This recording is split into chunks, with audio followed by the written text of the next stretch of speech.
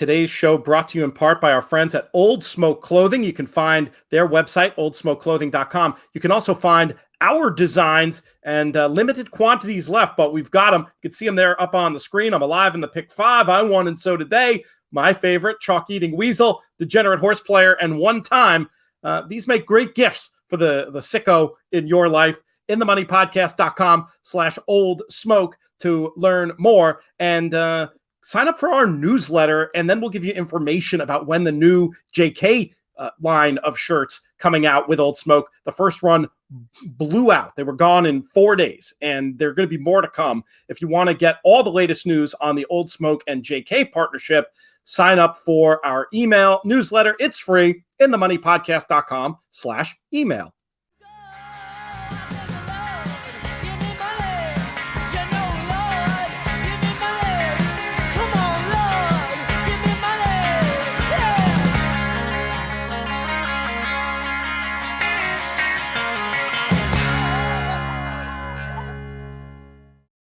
Hello and welcome to the In the Money Players podcast. This is our show for Friday, May 7th. It's a birthday of a dear friend of mine, Matt Blankman. Happy birthday at Blankymon. I don't even have to look at my watch to know what day it is when it's May 7th on the Players Pod.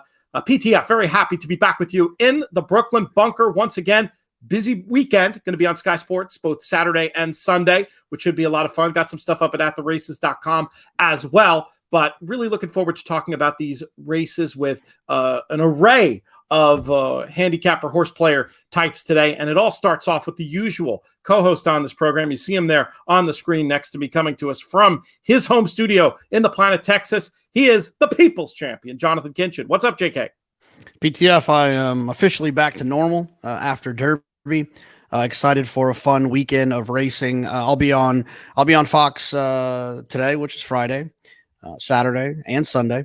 And for all the listeners, make sure you check this out. It's pretty cool. Fox Bet, they have this Super Six thing that they do for, you pick 6 games or whatever it is on a Saturday, or 6 opinions on a Saturday or Sunday. They do it in the NFL. They've actually given us the Man of War on Saturday as their event. And that's pretty cool. I think it shows the alignment that Fox Sports has with racing. So if you're a racing fan out there, make sure you download that app and play the Man of War Super Six thing. It's pretty fun. They're doing that. I think it's kind of a test run for them to do it during the Belmont Stakes. So let's not let them down as horse racing fans. That's super cool. So would it be that the Man of War is one event and then there's 5 other sporting events that you need? No, the questions are all Man of War. Like one of them is like, will the favorite win? One of them is like, will a 15-1 shot run in the top 3?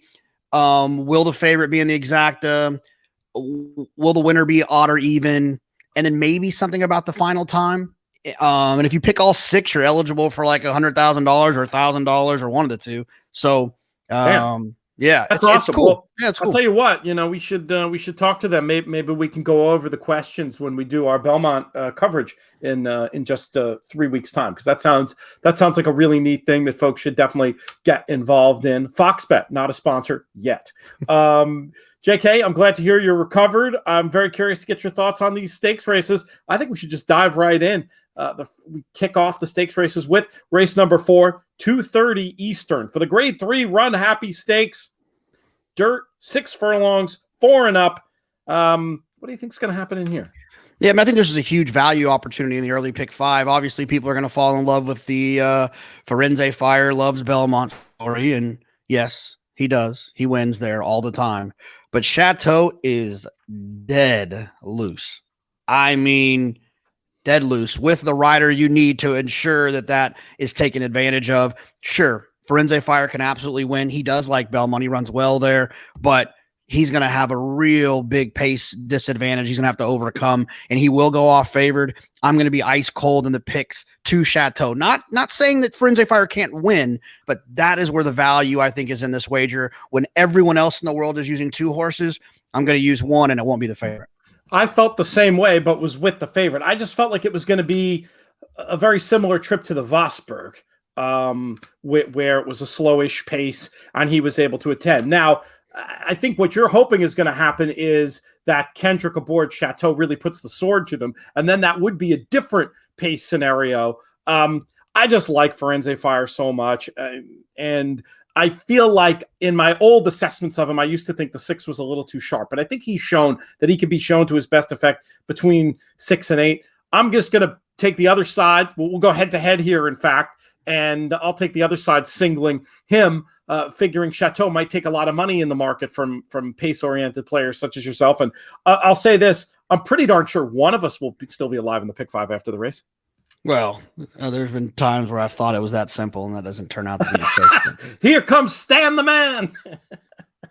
I really think, not that either of us are advising playing this way, but I mean, seriously, what percentage chance are you to get through the leg if you were to use the 2? It's got to be 90.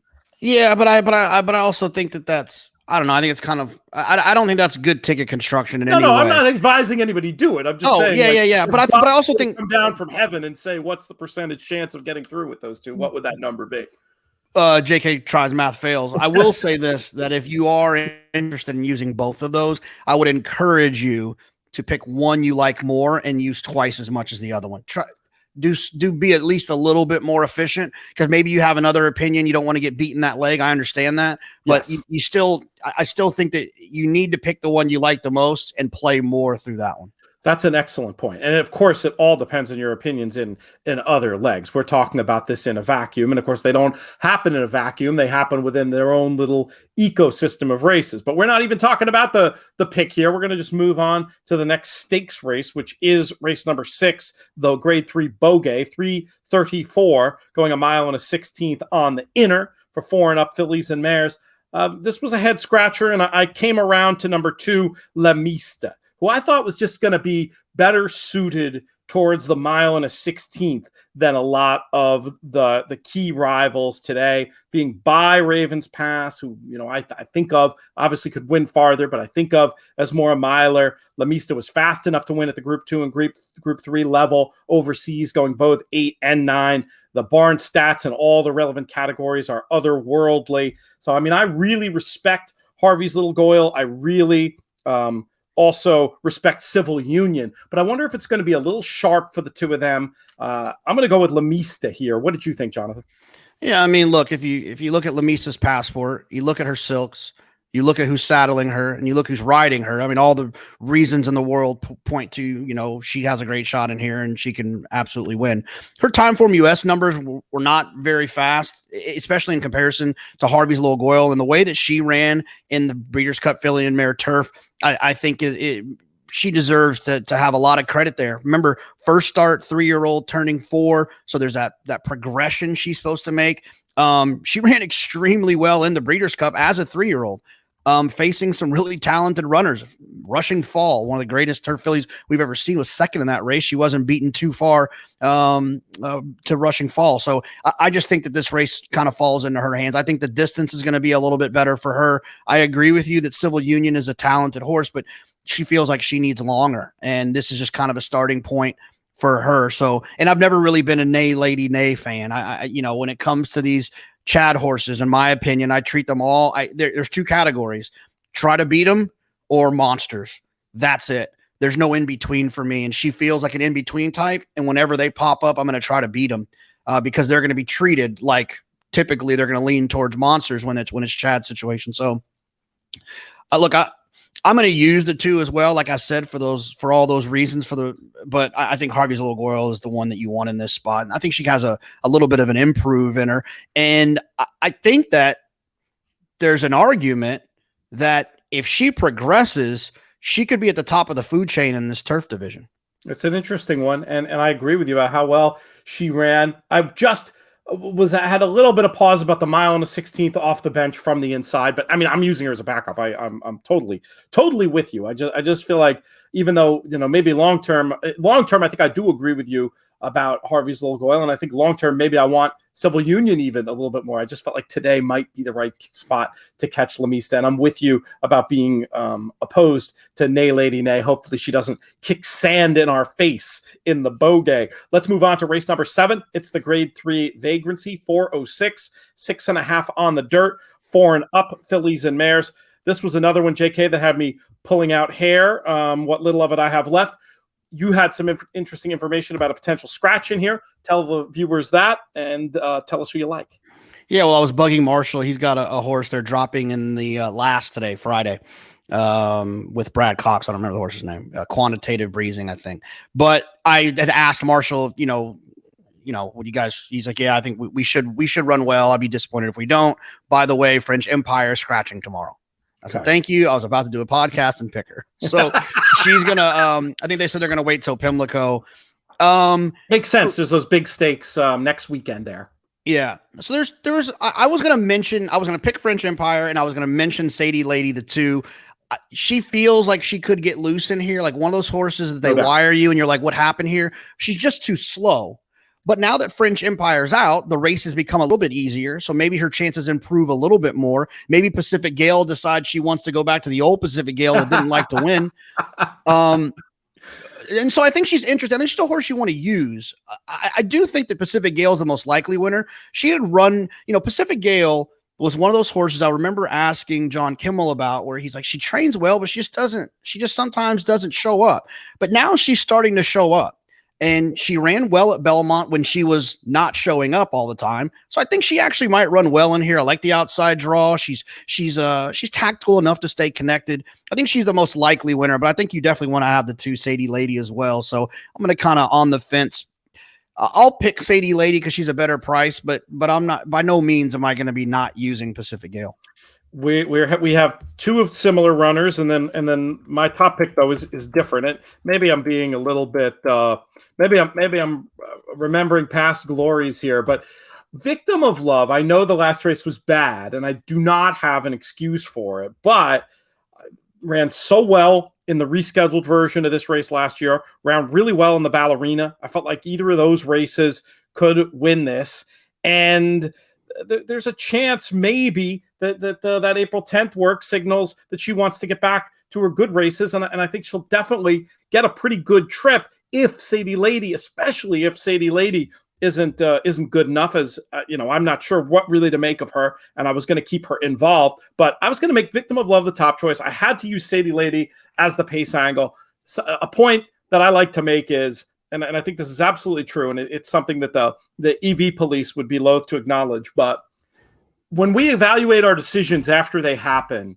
we don't really evaluate the quality of that decision at the time it was made empirically. We evaluate how we feel about that decision. And I will feel really, really rotten if Sadie Lady wires this field at a price, because that does look like one of the likely scenarios just looking at this race on paper, even though, like you, I'm held back. So for me, I'm going to go with the three Victim of Love, Sadie Lady as a backup. And I probably am going to use the other runner, Pacific Gale, as an A little bit less of an A than Victim of Love.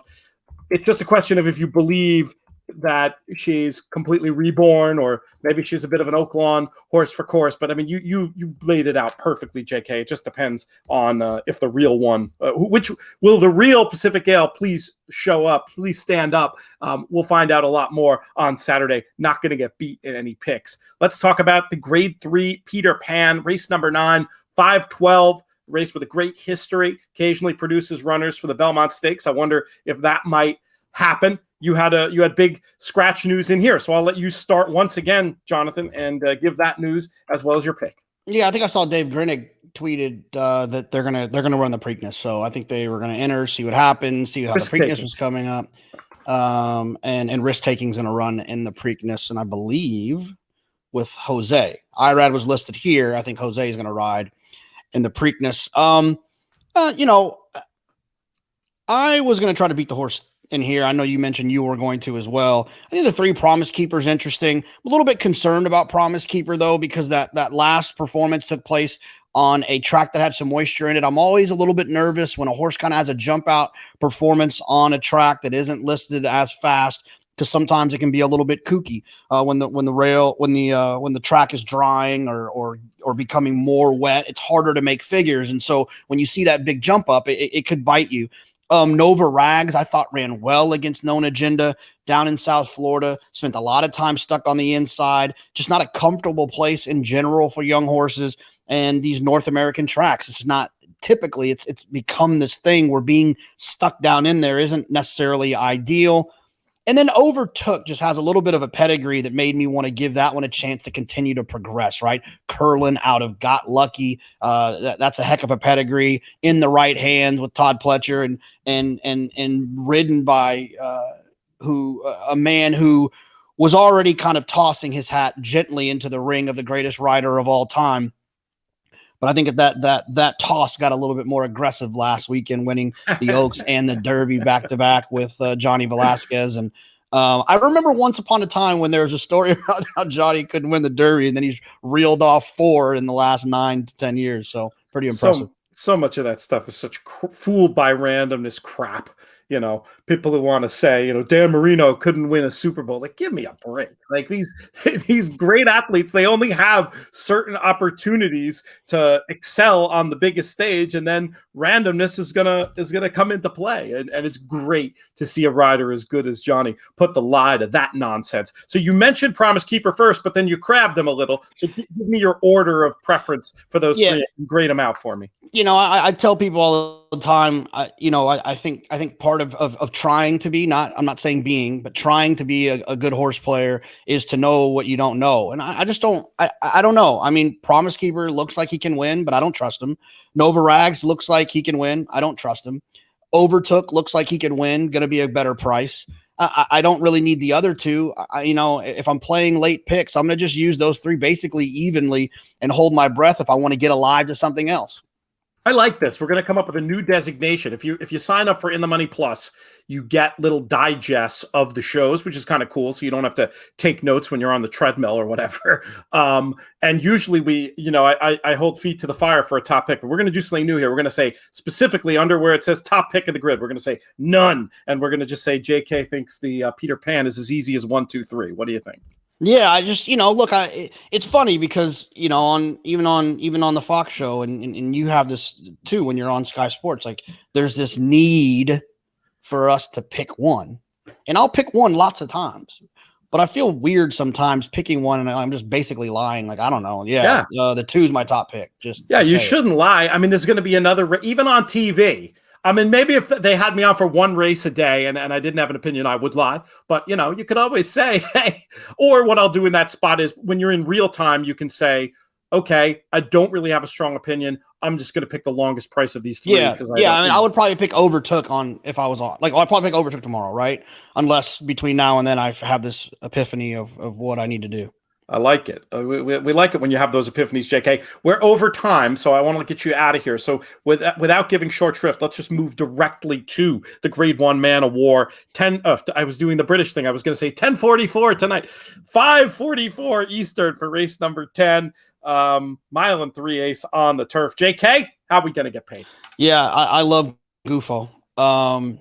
And Sovereign's going to take a lot of money. When you talk about Passport and Silks and Trainer and all that stuff, Sovereign's going to take a lot of money. And I love Gufo in here.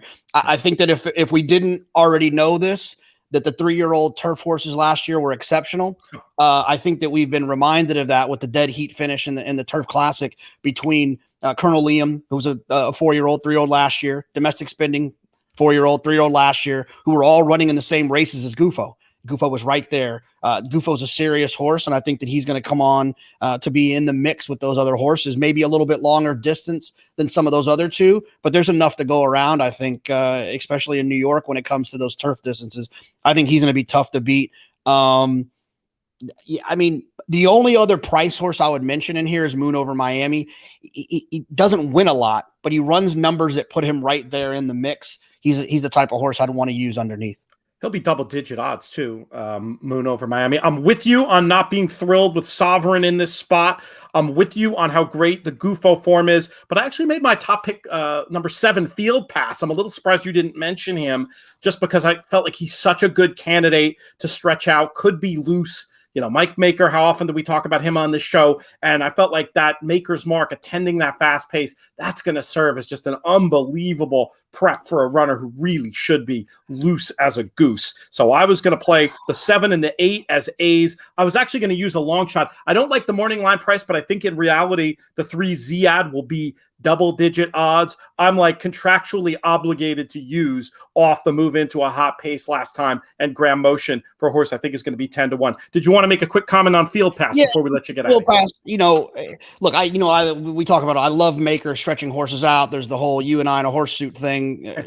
I love it, but this feels like a little bit of an afterthought for me. His Saratoga Derby was the longest distance he had run. That didn't go great that day, and obviously it was tough competition we just mentioned with Gufo. But then the other thing is like, why try the flat mile grade 1 if you thought this horse was a mile and 3/8 horse? So that part of it to me feels like they're guessing a little bit. But pace makes the race. Luis Saez could get loose in here. I wouldn't get beat by this horse, but he's by no means a top choice. You want me to throw him in as a B in your little spreadsheet thing? Yeah, that's fine. Okay, excellent. All right, we got to let you get out of here, my friend. Thank you so much for coming on by. We're going to get much more from you in the coming weeks and months and all that good stuff. Have fun on TV. See you guys. Another shout out to our friends over at digitalrealestatecoaching.com. There is a lot to be learned from these folks. This could be a side hustle, a little way for horse players to make extra money along the way. This could be a way to really help your business. Instead of spending thousands of dollars on Google ads, you can learn to generate a flood of new customers without paying. Learn these skills yourself, attract new customers, come up with something else to do to make a little bit of money, and learn about this brave new world of digital real estate. Check out digitalrealestatecoaching.com. Next up in the show, very happy to have with me an important member of the In the Money team. You hear him over on Redboard Rewind. You're also going to be hearing him as he hosts the Friday version of these Lone Star podcasts. When we look at Saturday Lone Star, it's going to be part of the main show. So yesterday's host is today's guest and vice versa. Welcome to the show, Spencer Luginbuhl. How are you, my friend? Happy to be on, Pete. Ready to crack down another Lone Star Pick 5. Let's do it. We start off with race number 6 on Saturday. 5:55 Eastern is the scheduled post time, and it's a tricky one. We're on the dirt going 4.5 for babies, 2-year-old maiden special weights. This is one that's kind of anybody's guess, and I know I'm going to reserve the right to change my opinion based on the betting. Good for them for putting this as the first race in the sequence. But from this far out, Spencer, how do you see this one? I'm going to single in here. Not that I don't think a lot of them can win in here. The number 4, Casey's Memory, being by Honor Code. We all know how Honor Code's babies are. He's 6% with 2-year-old first-time starters. They're going to get better at 3 and 4. So I don't really want to take a favorite like that. Also, it's so difficult when you only have such limited works. This one only had 3 workouts. Did have a bullet work. I'm going to go to the 3, Free Like a Girl. 2 bullets, including one over the strip, which I think is very, very key and important here for Carl DeVille. El Deal doesn't have many runners on the track at all, but I think when you go for a 2,500 sire fee and you can double it with these type of horses, I know we're used to seeing 40,000, 80,000 when we're playing Nairo, Woodbine, etc. I just kind of like the fact there was bullet works and the fact that they paid a little bit more in the sire fee, and also that Carl DeVille 10% baseline for the last 5 years in formulary, 14% with first time out 2-year-olds. I like that stat because you do see at different circuits, different trainers who specialize with these type of races. Thinking of, Hancock in Kentucky, and every circuit seems to have somebody who specializes like this. So I like that point. And I was with you liking number 3, Free Like a Girl, best. I like the filly versus the boys too with these baby races this time of year. I've just had horsemen tell me that the lighter framed fillies can often be easier to get fit first out. And then there's some clues in the female family as well, with 3 winners from 3 starters, one of whom won at 2, suggesting precocity. Again, I am going to back up here, and Casey's Memory will be on my radar. My knee jerk was just like yours, that this one probably would want more. You'd think would want more ground. You'd think would want more time. But if we get a chance to see him on the track and he looks fit and fast and the betting is there, I'm not going to cut off my nose to spite my face in a wager like this late pick 5. And I'm probably going to keep the 4 on side unless looks tell me not to, and then we'll see about others. But in terms of the key horse, I think you have found the right one. That's number 3, Free Like a Girl. Let's move on to race number 7. We have a post time of 6:23 on the dirt, going 5.5. $7,500. Claimers down to $62,500. Non-winners of 3 lifetime. I was going to put number 5, Pause Salty Pepper, on top.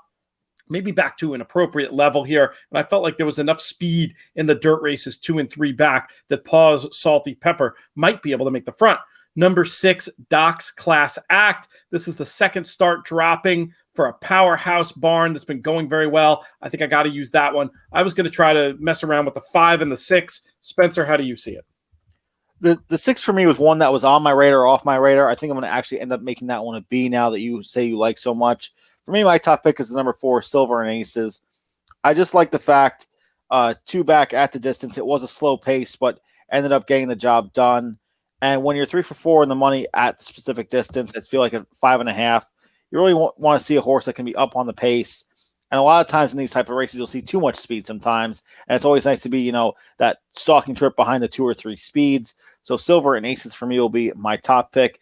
The other one that I think might have a chance, again, it's very hard to close in 5.5, but the 7 Got No Cash, just coming off of a trainer change now under the barn of Matt Herbert, 29% with a $4 ROI with limited sample, only 17 starters. But I think when you look at this type of race, you want to try and find those things where the 52 last time out off the layoff, I know it was last year, but that number fits just as well with any other horse in this race. So I'm going to write you down as 4-7 on the A line, 6 on the B line. Does that sound about right? Yep. I think you make a good point about the trip the 4 is going to get. I was thinking the 4 could be a pace casualty, but Silver and Aces has sat and pounced before. So I'm going to go ahead and do what you did and put that one in. Put that one in as a B on my line, just from a race flow, race design point of view. Let's talk about race number 8. 6:51 is the time for this 1 mile dirt contest. 3 and up. 15,000 down to 12,500, non-winners of 3 lifetime. And Spencer, how are we going to get through this leg? For me, I think you have to use the number 1, Days of Glory. I'm going to use defensively. I know the Plus EV police will get on me for that, having a horse that's 6 to 5 in the morning line. I just don't want to get beaten halfway through the card. Can't play the pick 4 back at this point. So we'll definitely be using as a B. My top pick is going to be the number 5, Dino's Cape.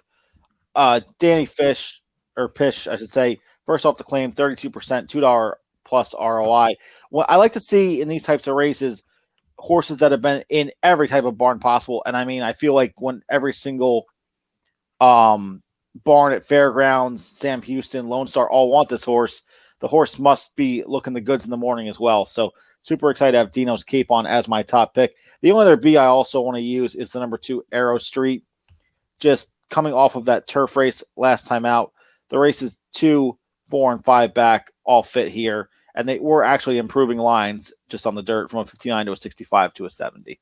It ends up being very appropriate that we're talking about Texas racing, and Spencer's numbers are 5-1-2 in this race.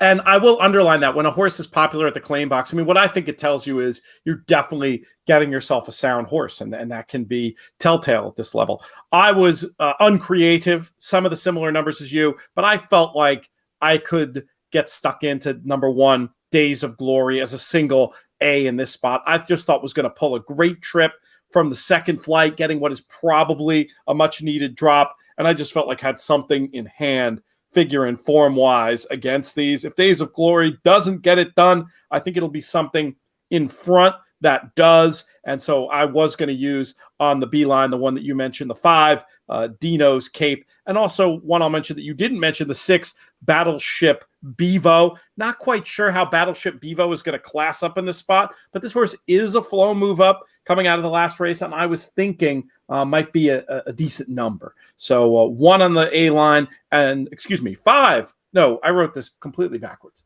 Give me a second here. Total host fail as we're moving along. Days of Glory is in fact the 1 on the A line with the 5 and the 6 on the B line. Let's talk about the next leg in this sequence. It's race number 9. 7:19 is the scheduled post time for this 1 mile turf contest.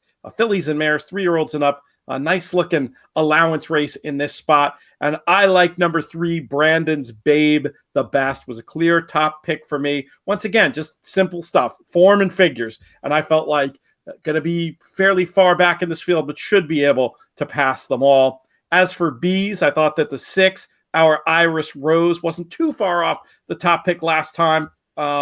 And given the pace today, should be a lot closer, maybe even on the lead. And this one, figure-wise, improved a lot for Turf. A lot of reasons why I want to have at least a little bit running through the 6.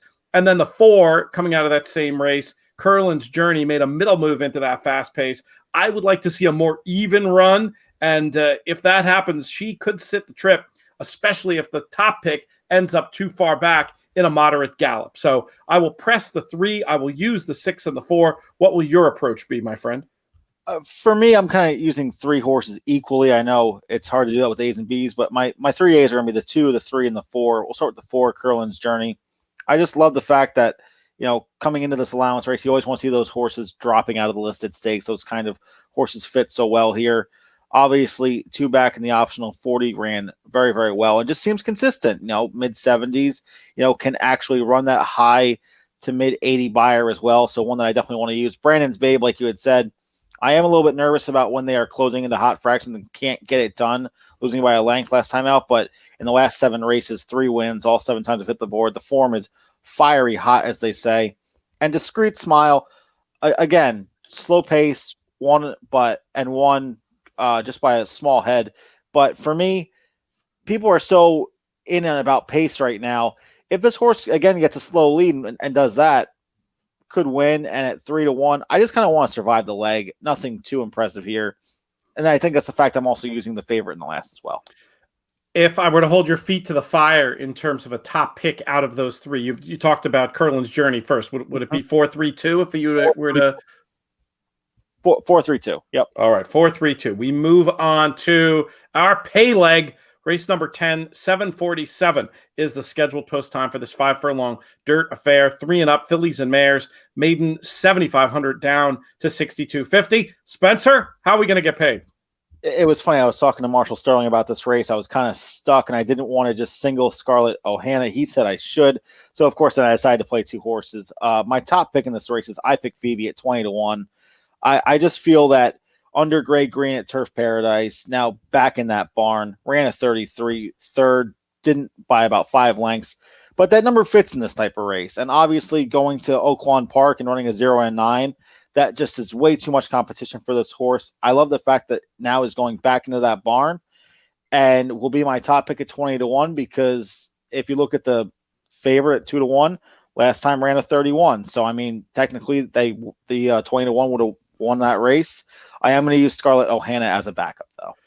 Makes sense. And there you go. I mean, I like it. You talk about getting paid. If I pick Phoebe wins, we will get paid. And I can see it. I mean, don't even really need to squint. It's the idea of one that was, just maybe outclassed, even though 12,000, maiden claimer or whatever it was, doesn't sound that much higher class than this. It kind of is. I mean, on the time form scale, you go from a race ratings in the low 70s to this one dipping down under 60. That Turf Paradise race with the 60 race rating, the horse was third. So, I mean, I can see that one if I squint.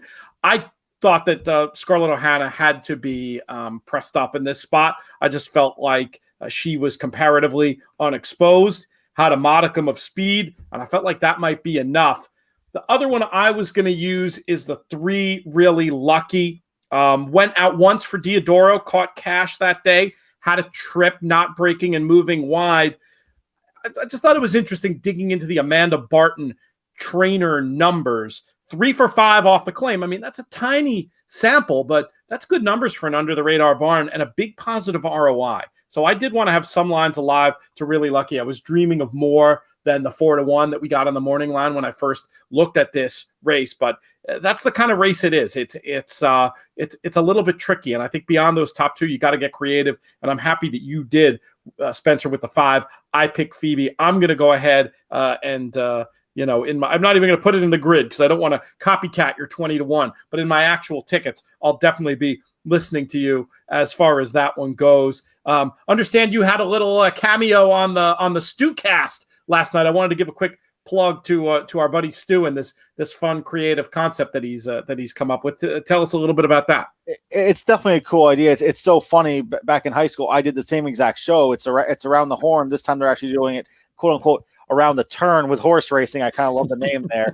And it's just, it was me, Tyler Hoffman, Nick Tamero. We were going over the stake races for Belmont, which I know you're about to go over with JK soon enough. And actually, through the magic of video editing, that will have already happened by the time folks are watching this. Fair point. Fair enough. So, no, it was super fun. It's not so much rigid where we're just talking horses. We throw a couple shots at each other, and it was a great fun time. Loved every second of it. Oh, that's awesome. All right. Well, we'll make sure to give that some love. Love promoting all the stuff you're up to over on the network. Any idea yet of who the guest next week on Redboard Rewind will be? And make sure you tell folks about this week, because I thought that was pretty cool. For this week, I had Nick Tamero. We went over the late pick 4 going into the Derby. Lots of great stuff in there. Love having Nick on. It's the second year for Derby.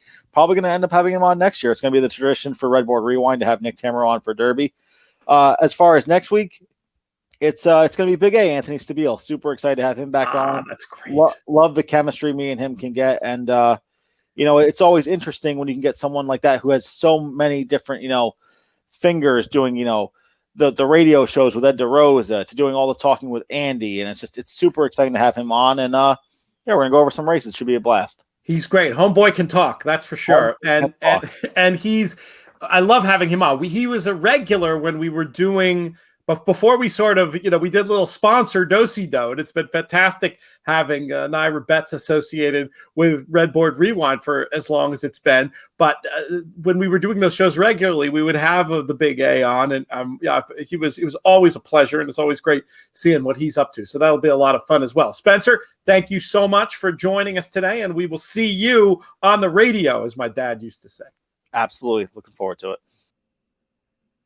Want to give everybody a little push to our YouTube channel. We had a lot of success on YouTube over Derby Week. We're going to be doing more and more over here, including these late week shows, which you can watch as well as listen to, but some other really fun stuff as well. I'm very pleased with the way that the Derby recap JK and I did. We had some visual elements in there. You can check that out. Matt Bernier Show, daily picks at Naira from Nick Tamero. All kinds of good stuff. So just go to YouTube, search for the In the Money Media Network, and please do us a favor. Subscribe, tell your friends, click to receive notifications, whatever you want to do. As far as our YouTube channel goes, we very much appreciate the support.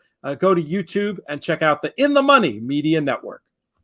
Next up on the show, very happy to be joined by an old friend who has a great horse racing product that if you're not aware of, you should be. It's called tripnotepros.com. I know it had a lot of success Kentucky Derby weekend, and probably the best way to check it out actually ties into our next topic, the Golden Hour Pick 4, because you can get, I believe it's right on the Santa Anita website, every day, free notes for the Golden Hour races from Trip Note Pros, courtesy of my next guest, Benny Southstreet. Benny, what's up? Not a whole lot. I got up early this morning just for you. Didn't shave though, so looking a little bit scruffy, but we'll make it work. Is the P on the hat for pros, like Trip Note Pros? It's actually got the right color and everything. Maybe I should scribble a little trip note on there. But maybe that's the next thing, a clothing line. Maybe we'll do some hats. Hey, JK proved it can be done. We've had some success with our stuff. We'll introduce you to our friends over at Old Smoke. You can make some sort of affiliate deal with them. But tell us what's going on with the company. I assume just seeing all the numbers coming through the transom on our side, I would imagine it was a big weekend for you. Yeah, it was fun. We did well. We had a nice turnout. People stayed on for the Oaks and Derby cards, which was great. We're going to be pulling some new authors in, and so adding some tracks moving forward. So probably 3 or 4 weeks from now, I think the skies are looking blue for the summer meets. Love it. Very good to hear. Did I plug it correctly? Are you available for free to try out on the Santa Anita website? It is every day at santanita.com. If you search for the Golden Hour, I'm not sure what the exact link is, but all you've got to do is find the Golden Hour on there, click on the link, and you'll have access to my early mornings where I jump in and do all the trip notes for both the last 2 races at Santa Anita and Golden Gate. Do you tweet those out? If folks follow you at B Southstreet on Twitter, will they be able to find that direct link? We do. If you follow the Trip Note Pros on Twitter, which is just at Trip Note Pros, there's a link on there. It's just a demo link. Click on that, and it'll take you right there. All right, good stuff. Let's dive in to these 4 races on Saturday. We start off with Santa Anita's 8th race, 7:52 Eastern. One of the things I like about these now, see, I used to think that the Golden Hour pick 4 was the ultimate get-out play. Now that Japan racing is back, even if things don't go well for you in the Golden Hour, if you're willing to stay up late, you still have the Japan races to get out on. But still, for some on the East Coast who aren't quite hardcore enough to stay up late, the get out opportunity. We start off with this one, 7:52 on the dirt, 1 mile and a 16th. Claimers 16 down to 12.5. Benny, how are we going to kick this thing off? I was very boring in here. Well, I don't know what boring is because I print my forms out early. I don't know what the morning lines are, but I had several negatives on some of these runners. I landed on the 4 Deuce, who I think is the speed of the speed. I think that the 6 It's Fitting is the most logical. That was a solid race versus a speed bias track last time. I've got nothing bad to say about It's Fitting. And then I also thought the 9 Happy was a little bit interesting. That race was from a trip's perspective, was an impossible trip. It was a 6-horse field, and the horse basically got parked 6 wide into the first turn. It was wide all the way around, and then got that what used to be the patented Kent DeSormo quitting ride in the lane. He's not doing that anymore. The guy's on fire, and he's really riding hard. But this one was clearly on empty and got a coast-in ride. So ignore that race. He fits at the level, takes blinkers back off, which looked to be like a failed experiment. And so I had the 9 on there also. And then if you really wanted to go a little bit deeper, I could see using the 7 Brazilian Summer as well, who didn't have a bad run last time on the dirt. She'd have to head back to the March 20th race, but got his hand forced early and stayed on pretty well. Gets a big rider upgrade in Rispoli. So those would be my 4, but leaning the strongest play being the 6 and the 4 and the 9 being the 2 logicals behind him. All right, makes sense. And I'm with you on the 6. It's Fitting. Just looked very obvious. And I felt like the last race probably better than it looked. You mentioned the idea of the bias. It was also just a slow pace that It's Fitting ended up chasing there. So we're together with the 6 as being the top pick. And with that, we'll move on to leg B up north, Golden Gate Fields. Wait, I must have written this down wrong. I wrote down the wrong race. This is not good. We're going to go right back to you. I apologize for the host fail. Rather than give me my giving an opinion about a race that isn't in the sequence, we'll hear what you think of leg B of this week's Golden Hour pick 4. Well, I'm hoping it's race 8. Otherwise, we've got a problem. No, it is race 8. I just wrote the head notes down wrong. I handicapped the right race, but you go first, and then I'll tell people what it is. Got you. Okay, so yeah, I had a lot of negatives in here for several of the runners, and I had 2 nice little positives on both the 7 Il Pawnee and number 9 Busy Painter. Il Pawnee and a friend of autism both broke my heart last time. I was cashing out in the last leg of the Golden Hour for a couple bricks actually, and I got run over by a Turf Paradise shipper that had been routing on turf that went wire to wire. So that broke my heart. But Il Pawnee, I like. If you watch this horse early, it was clearly reserved. It wasn't just kind of a get out, run early, out quick kind of a scenario. This horse was reserved. It looked like a prep, and she ran on really well in the lane. She did have a nice inward path, but given the early kind of no try, I really like this way that this one finished up. And she was protected last time anyway. It may not have been go time. I think today was probably the goal. And then I'm taking the other, the speed of the speed, which I think is Busy Painter. This trainer excels off the layoff at a really high clip. And I love this work pattern. You only see 6 published workouts in the form, but they're all 7 days apart. I love the fact that this is a speed horse, and she's working really slowly into this race. She does have a nice quick one at the end, but These slow works leading into the race, I really like. To me, it's a sign that she's relaxable and she's probably dead fit. And then, like I said, I had some negatives on the others. The one I thought had a perfect trip last time. The two I think is going to be compromised by the outside horse who I like. The three is logical, but will likely be overbet with Jonathan Wong. And then the four, the four is actually a little bit interesting, given that a leading rider gets on this horse, because this horse had no excuse last time. So that one's a little bit sneaky for me, especially given the fact that Evan never rides for this guy. So while the four I didn't like was a little bit weird, and I think will be a big number. And then I don't like the fact that the 5 is dropping. Could be protected in another spot, but shows up for a tag. The same thing goes for the 6, and the 6 is probably looking at this race being a prep anyway. And then, I landed on the 7 and the 9. The 8 I just didn't think was good enough. Got a nice little pace set up last time against cheaper. I'm going to write you down as the 7 and 9 on the A line, the 3 and the 4 on the B line, unless you want to completely go opposed to the 3. You tell me.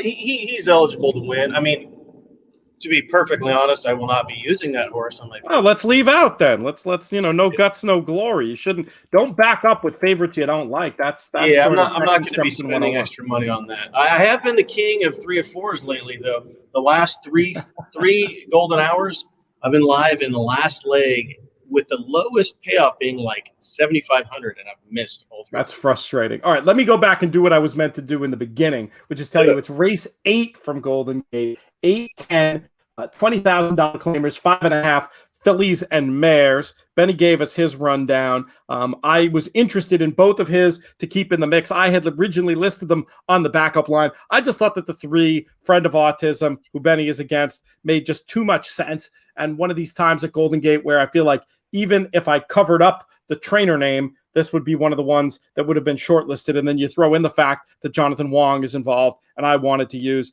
You made a good negative point on the 5, Chieftain's Lady. But from a race design point of view, I felt like there were just so many ways Chieftain's Lady was going to get a good trip. If she happened to be ready, I was going to leave in the mix. I mean, I loved your point about Il Pawnee, who really should move up second off the layoff and did make that impressive run the last day in the Friend of Autism race. And then I think you're right that another one of the scenarios that could happen here is Busy Painter wiring them. So 3 and 5 for me on the A line, 7-9 on the B. And let's move ourselves back down south, closer to your neck of the woods for Santa Anita's 9th race. Did I tell you? I didn't tell you this. Coming. So we've got all the vaccinations have all happened. We're making our first family trip, and we're headed out to North County, San Diego. So be ready for another night at the Pacific Coast Grill around the 4th of July, unless you're going to be traveling. I don't travel at all these days. I just pretty much I'm handcuffed to my chair here for a little bit. So I'll be around. Let's go get some cocktails somewhere. I'll smuggle in a bottle of bourbon. We're not doing that to Steve Goldberg and the people at the PCG, but maybe there's another establishment we would lower ourselves to doing that with. Let's talk. Maybe we could order a cocktail and then just give it a little injection, a little upgrade. I've seen that move on the veranda. I was worried they were going to throw us out of there. Let's talk about this 9th race at Santa Anita, 8:26, a mile on the turf, maiden claiming 50. And whose turn is it? It is your turn once again. I'm going to make you go first yet again in this spot. There were 3 that I was interested in. How did you see it?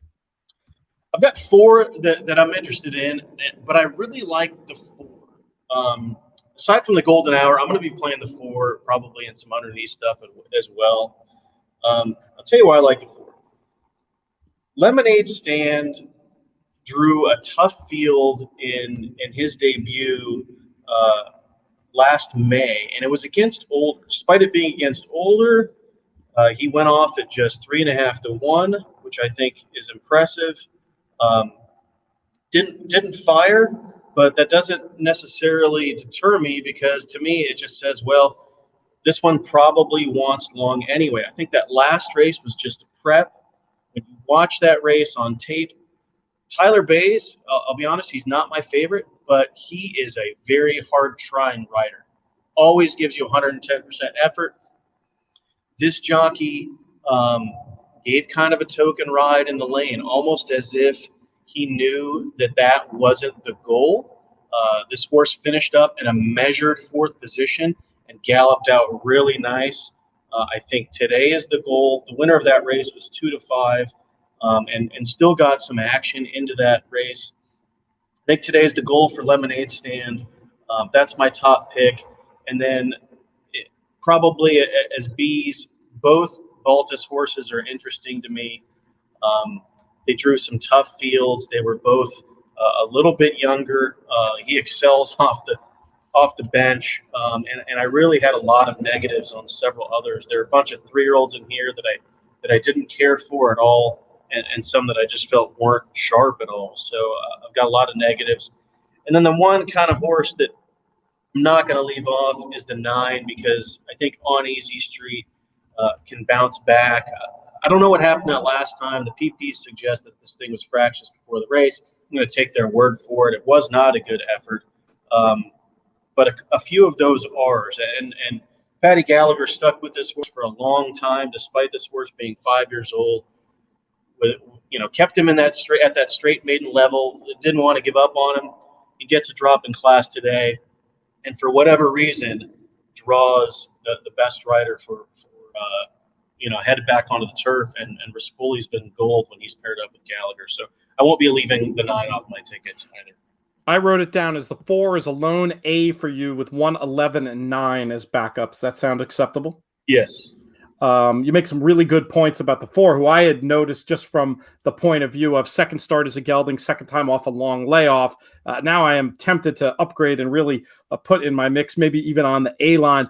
My top pick was one that I think that was one of the ones you had negatives on, but I was interested in the 6 Blue Star. I just thought it was a little bit interesting for one who could improve on the drop. Doesn't have numbers too far off. I liked the fact that blinkers were going on, and I thought maybe could just get into the race a little bit more of a figure play than anything. I know that's not really the way that you look at the world when it comes to these races, so we might end up going head-to-head on that one. I did want to keep 8 June Gloom in there as a potential pace angle. I just felt like looking through this pedigree that the distance could be okay. I didn't want to get beat by this guy, these connections, at what I think should be something akin to the morning line price of 8 or 10 to 1. And then I was with you on the 9, Easy Street, very obvious on figures and the drop. And the more I'm looking at the 4, the more I'm liking the 4 based on all those angles for Lemonade Stand. Let's move back up north to figure out how we're going to get paid here.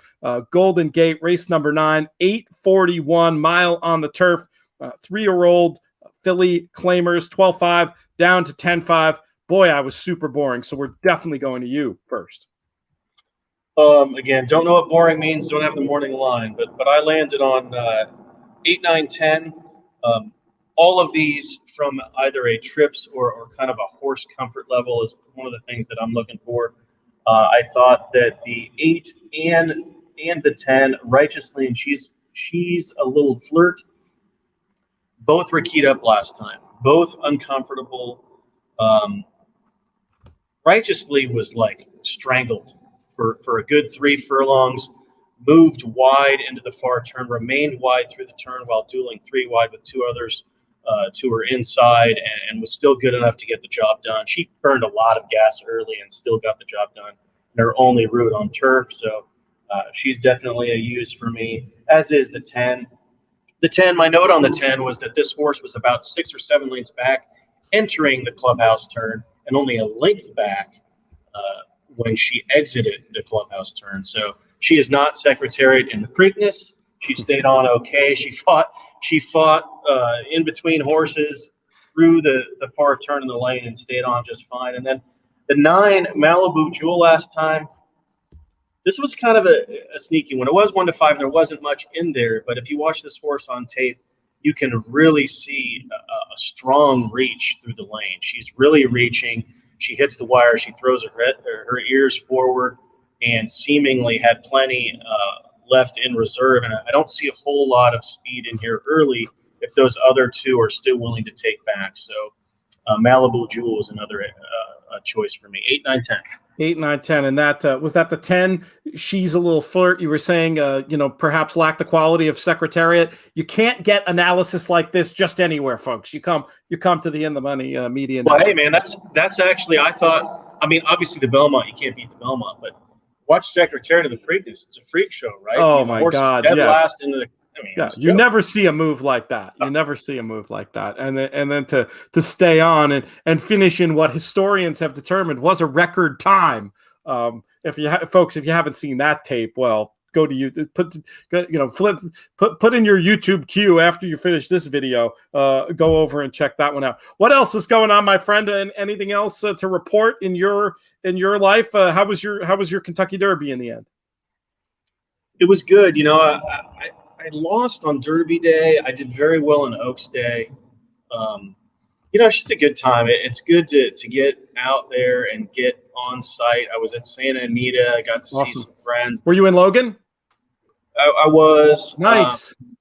I got to hook up with our editor, who goes by Mad Fat Teacher on Twitter. She's a fun follow. Awesome. So she got to come out to the track. It was her first time at the track. We had a blast. I mean, we ended up in the paddock. We had some fun comments with the jockeys saying, "Hey, here's a funny one for you." So we met up with Michelle Yu and Ryan Hansen in the paddock in one of the 2-year-old races, and they had what we thought was a live horse. And I looked at Emily Ellingwood, the jockey, and I said, "Hey, do you speak Spanish, Em?" And she said, "No, why?" And I said, "Just remember, adios. I want to hear you yelling adios at the top of the stretch." So that was fun. And then sure enough, she hit the top of the stretch and opened up. I think the horse won by almost double digits. So that's awesome. That was fun. We were in the winner's circle, and yeah, it was a good time. That's great. That's so cool. Who else was hanging out in Logan? How's Orquídea doing? She was great. She was stuffing Blue Notes all day long. People were happy to get in there, and she was earning her keep, hustling around as always. I don't think I ordered a drink all day. I think she just threw them at me one every 15 minutes. So it's tough to beat that place. And TQ hanging out with Quigley and the clan there. It's tough to beat. It was a beautiful, beautiful day. I got there early, obviously, because of Oaks Day, so got to see the works and the afternoon racing and then the Oaks Day. Sounds like a fantastic time. Great weekend. Sounds like a fantastic time. I cannot wait. We had our tradition for years for Preakness, instead of going to Baltimore, going to Santa Anita. We did it, I think, 5 years in a row, and it got interrupted by going to the actual Preakness in 19, plus everything that was going on out there. And then obviously last year was a no-go. But I can't wait to get back. And for folks who are interested, if you bet a lot of money, and you want to go to Santa Anita, that's the place you want to be. I mean, Santa Anita is amazing anywhere. I mean, Front Runner is a great option, and you can just hang out. And most of my time at Santa Anita, I'm just on my feet, going from paddock to a good TV to watch, and that's great too. But if you're like I said, somebody who bets, holler, and we'll put you in touch with the team there, let you know what the parameters are. I haven't had many, if any, better days of racing than hanging out there. I'm envious of you that you got to go there. And the one bad thing about my coming out for 4th of July means no Santa Anita, no Del Mar. I might actually have gasp a racing free vacation. Can you believe that? Yeah, I got to admit, it's kind of poor planning. I don't know. I know racing. I mean, come on. I have an excuse. So school ends. By the way, my daughter today is the last day of distance learning. It's been 1 week on, 1 week off, but next week she will go back to school full time. So obviously for the end of the year, we're staying here. We're taking advantage of the fact of getting her to actually be in class every day with her students. Then we have a makeup summer camp from last year. So the week after school, she wants to do this theater camp. It's so fantastic. She gets the chance. We're not going to mess with that. And then already we're 4th of July. Santa Anita's closed. I've got, I'm all in with no outs, buddy. I will say there's some fantastic fireworks shows in North County. So you've got several to choose from, and you can probably, if you time it out well, can see a couple. There's obviously the one at the fairgrounds, which is awesome. Legoland has a great one. which is in Carlsbad, and then also La Costa. So if you're staying at the resort again, they've got a great little place on the hill where you can sneak in a little more bourbon and have a great night there as well. Today's show brought to you in part by the San Diego Chamber of Commerce. Not actually, but it works out. We're giving out the free plugs left and right. Don't tell my head of sponsorship; she'll be mad at me. But Benny, great to see you, my friend. Looking forward to getting a chance to do it in person. One thing I'll say, like JK and I, we agree and we disagree, but we're always looking at it from like a very similar point of view. We came up in the game the same way. One thing I love whenever you're on, I feel like when you and I agree, it's particularly potent because we're looking at the world from such a different way. Like I almost feel like JK and I are supposed to agree the way we look at the world, but when you and I agree, I feel like there might be a little bit of extra signal in that. Hopefully folks will come out with some winners this weekend in these golden hour bets, and we'll get a chance to talk with you soon. Thanks a lot, Pete. Appreciate you having me on. Look forward to seeing you. Last but not least, we're going to do our segment devoted to the JRA races Saturday night into Sunday morning. And we have a new guest and somebody I've been meaning to speak with from the excellent work I've been seeing him do up north in Canada, not just on some of the JRA stuff, but also on the standardbred side. He is the author of the Horse Players Journal over at Woodbine.com. Robert Reid Jr. How are you, my friend? I'm doing fantastic. Thanks for having me. So much that I want to talk about with you, but one thing that I think is really interesting is I feel like your journey with Japanese racing mirrors that of a lot of people in our audience, in that, you're not somebody who's been doing this necessarily for decades, but it's something that you took to very naturally. What is it as a horse player that appeals to you about the JRA stuff? Well, I would say first and foremost the value, right? There's a ton of value there. There's much bigger fields on average, and a lot of different variables too. I love their classification system. They start off with a newcomers race, which is only open to first-time starters, which is kind of neat. And then it goes maiden and non-winners of 2 and up the ladder like that. So I've noticed a lot of value. I've become Christophe Lemaire's biggest fan. I say that I'm the president of Christophe Lemaire's fan club here in Canada. That's unofficial, but I like to tell people that. I just really have been drawn to even the pageantry of the sport in Japan. I like the way they do things. Every time when the starter climbs the ladder, it's kind of like a big deal. And they sometimes count them in with music and bands as they're loading into the gate. So really neat stuff all around. Started off, I'll be honest, the journey into Japan started off as just kind of like, what's going right now? I'll bet on some Japan. And then when Klaus Ebner, kind of my mentor when it comes to Japan racing, and he really knows his stuff. I would say he's beyond expert level. He kind of helped me along in my journey into just wagering on it and making some money on the product. And then, I had the opportunity recently to jump aboard and provide my selections, and it's been going pretty well. You guys have been killing it with some of the content you've been providing, and we've been happy to host over at InTheMoneyPodcast.com. If folks want to learn more, there's a few things I would recommend. Definitely checking out all the JRA stuff that Klaus is posting over there. He's given out a couple of big number pick fives already. I know you've had your share of winners as well, but following Klaus at ZE Ebner on Twitter, and then following Robert as well. And for those who are listening, not watching, it's at Robert REIDJR on Twitter. You can't help but learn something. And I think it really is. It's an exciting new area. One fun thing you showed me off air was a pretty cool collectible. We were speaking with Klaus the other week about the Sodashi idol plushies, which sound like they're as rare as gold threads at this point. But I'm still trying to get one.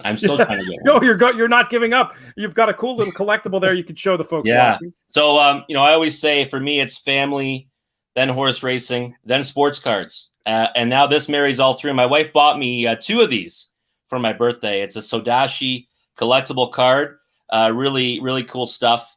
That's awesome. Yeah. For me now, it's one of the prizes of my collection. And a lot of my buddies are actually even thinking of getting into horse racing cards as well. There's some cool ones out there. So I've been on a horse racing sports card frenzy lately. I need to introduce you to some people off air, because especially with this whole NFT craze, I wonder if there isn't a business opportunity here somewhere. But two people that you need to know: our editor of In the Money Plus is a baseball card lunatic, Tyler Wisman, and then John Nichols, the clocker at Churchill Downs. I don't know if you've ever met John, but he has a sports memorabilia collection that, like, to rival I think pretty much anyone, or maybe any non-billionaire. It's absolutely sick, and you would have so much to talk about with that crew. My daughter, a huge Sadashi fan. I've made this joke several times, but it's because it's not a joke, it's true. I'm trying to hide from her the existence of the Sadashi plushie, because that will end up costing Daddy a pretty penny. I think my wife's doing the same by buying me these cards. I think they were a little more reasonably priced, but they're still beautiful nonetheless. Great stuff. Let's talk about a general JRA story before we dial down. My little guy that just wandered. Just let you know, my son just wandered in here. My apologies. You can come say hi, kid. No child interruptions are welcome. Please come and wave to us. We had Austin Kinchin on Horse Players Happy Hour yesterday. Say hi real quick, Robbie. Yeah. Okay, come say hi real quick. Just come say hi, and then go and watch your show for 10 minutes. Okay, say hi. Can you say hi? Oh, there we go. Hello. Can you wave to the camera? There you go. There we go. Perfect. Okay, so there you go. Now, can you go watch your show? Is that Robert Reid III? Is that who we're dealing with? He is. There? Yeah, nickname is Trip. For the third, and this is the joy of COVID, right? I work from home. My wife does not, so I'm home every day with them. And of course, school's out here under lockdown in Ontario. So yeah, no daycares, no school. Yes, viewers are quite used to the interruptions from the young ones. They are weekly occurrences here, if not more so. So we'll give you guys, if you need to go, like, make sure that my apologies. There's nothing to apologize for. Okay. We'll let you get settled. We're good. I think we're good. Okay, we'll watch his movie. I wanted to talk to you, and we've had a lot of questions come in about the Japanese runner who's going to be showing up in the Preakness next week, Francisco de Enna. This is one who, I was very excited about for the UAE Derby, and obviously it did not work out that day. But I was just curious. I mean, I felt like there might be some signal in the fact that they decided to persist with this runner and send here. Have you heard any excuses about specifically what might have happened the last day? I did not. Like I said, we kind of I looked at that race a bunch of times. I was hoping I'd see him be in more trouble than he was, because I know he was kind of caught up in behind horses on the turn for home, but really no excuse to me. I mean, no excuse not to make a better run. I don't think he had much of a chance to really get a big piece of it, but I think he still should have showed more to the wire, and he didn't. So for me, I think he's going to be up against it. Cool things are, first Japanese horse since Master Fencer to compete in the Triple Crown, first Japanese horse since Landy to compete in the Preakness. I do think that his best chance is to go back to what he did in his 2 wins in Japan, which was race up on the speed. But I just really find it hard to figure out how we can really get a big piece of that race. He's going to be up against it. Fair enough. Let's move on to the big race on Saturday night. I know there'll be a lot more to come on inthemoneypodcast.com regarding the JRA races with pick 5 analysis and all that stuff. But what do we tell us? Give us an overview of the big one and who some of the key contenders might be. Yeah, so I'm really excited about this race because, well, first and foremost, Grenadier Guards is a horse that I'm excited to see in this one, mostly because he's so regally bred, right? He's the son of super horse Frankel. And his mom was a good one too in Wavell Avenue, an Ontario bred who won the Fillion Mares Breeders' Cup Sprint. So This horse is incredibly bred and looks like a real monster out there. But see, for me, I think he's going to be too short of a price. And it's interesting that I say that because much like when I write the journal for Mohawk Park, I'm doing stuff days out, so I don't really know what the odds are going to be, come race day. I'm really forecasting it. And right now, my top selection has just moved to favorite in Japan, but I think that's going to flip before we get to the night of the race. So I do think that Grenadier Guard is going to be tough to beat, but I am siding with Schnellmeister. who is going to try to buck a pretty big trend because no foreign horses won this race in 20 years. And I was surprised that our boy Klaus didn't like this horse more because he's from Germany. So I thought the Ebner would be all over the German horse, but that did not happen. He's actually not with this one.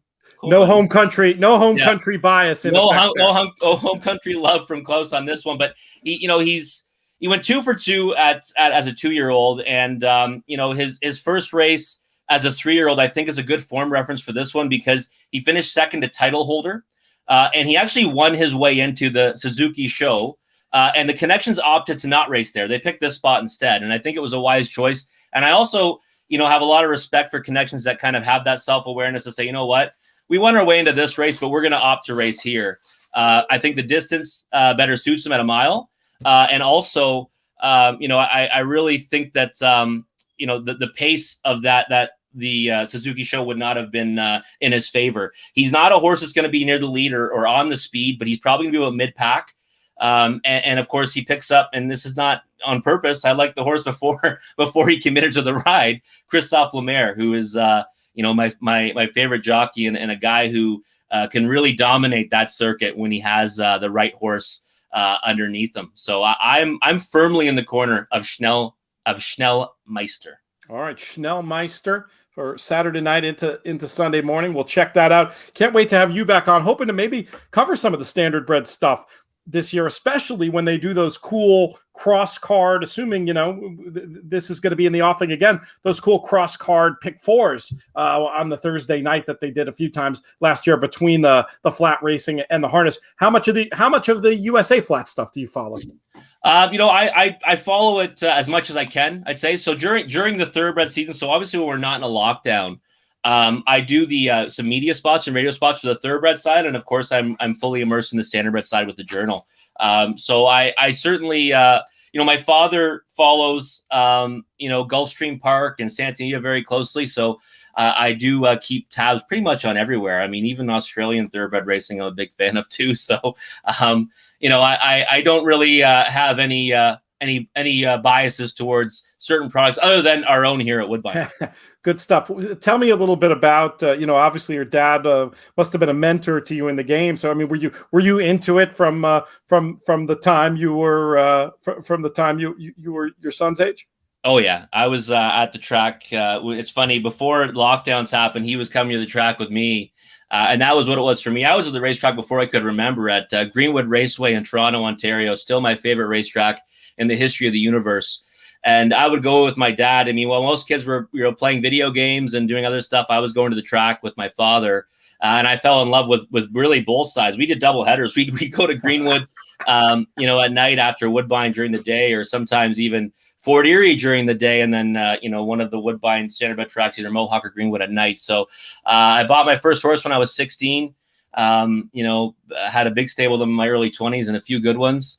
And I've worked, I've worked on the racing side and being an owner and even being a groom. And then, of course, worked on the operational side, managing HBI Bet before taking over the job at the Horse Players Journal. Oh, great stuff. Well, it's fantastic to have you on these airwaves. First appearance of many. Really enjoyed speaking with you and meeting the little one. Yeah, and, sorry about that, by the way. I'm not joking. It happens. It literally happens every show. I was kind of disappointed. Yep, we didn't have Perrin just walks right into frame and starts talking to the people and telling me about. I don't feel so bad then. I know during these times people are a little more understanding of it. No doubt about it. I can't wait to have you you back on these airwaves since, and we'll be looking for the coverage over at InTheMoneyPodcast.com and following you on Twitter and all that good stuff for the tremendous live coverage that you and Klaus have been providing. Thanks, Pete. I appreciate it. I'm looking forward to being on again. That's going to do it for this edition of the show. I want to thank today's guests, J.K., Spencer, Benny Southstreet, Robert Reid Jr. Want to thank our producers. We needed two of them today. Great to be back again working with producer AJ. And then, of course, producer Craig, DJ Unstable himself, pushing all the right buttons as usual, though I guess AJ had a few buttons to push today too. Want to thank them. We'll thank our founding partners, Thoroughbred Retirement Foundation. We've got the whiskey. It's available. We're going to be shipping it out in, I think, about 10 days, and then it'll probably be a 2-month break. So if you're looking for our 4-year-old rye finished in an apple brandy barrel. There's no better time. Great gift for the horse player or whiskey drinker in your life. trfinc.org/players to make a donation. And again, going to be heading up to Saratoga and shipping them out probably in about 10 days. So keep that in mind, and you might want to act now on that one. 10 Strike Racing. We always love to root for our friends in the purple and black. Sounds like they're going to have some runners Preakness weekend. That'll be fun to follow as well. Thanks, though, most of all, to all of you for listening, for viewing, for commenting, for making these shows so much fun to do. This show's been a production of In the Money Media. Our business manager is Drew Coatney. Our chief creative officer is Jonathan Kinchin. I'm Peter Thomas Fornatal. May you win all your photos.